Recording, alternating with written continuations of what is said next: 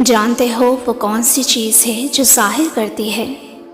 کہ تمہاری آزمائش اب ختم ہونے والی ہے؟ اس کی خاص نشانی تو یہ ہے کہ جب تم محسوس کرو کہ تمہارا دل بات بات پر گھبرانے لگے اور اداسی تم پر چھانے لگے،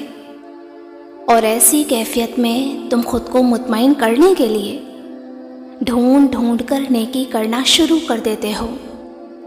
کسی کے درد کا مداوا یا کسی کے زخم کا مرہم بننے لگو، تو سمجھ لو کہ تم اللہ کی نگاہ میں آ چکے ہو، کیونکہ تمہارے دل کی بدلتی کیفیت یہ واضح کرتی ہے کہ تمہارے غم اب خوشیوں میں بدلنے والے ہیں۔ اللہ تعالیٰ خود قرآن میں تمہیں اس کا اشارہ دے رہا ہے، اور بھلائی تو انہی کے لیے ہے جنہوں نے اس دنیا میں بھلائی کی ہو،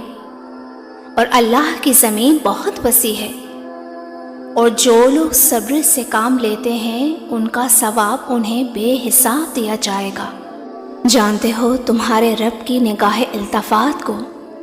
جو چیز تمہاری طرف سب سے زیادہ مائل کرتی ہے وہ تمہارا مشکل وقت میں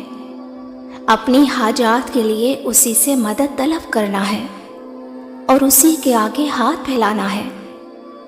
کیونکہ جب تم دعا کے لیے اس کے روبرو ہاتھ اٹھاتے ہو نا، تو تمہارے دل کی کیفیت آہستہ آہستہ بدل کر خالق سے گفتگو کرنے لگتی ہے،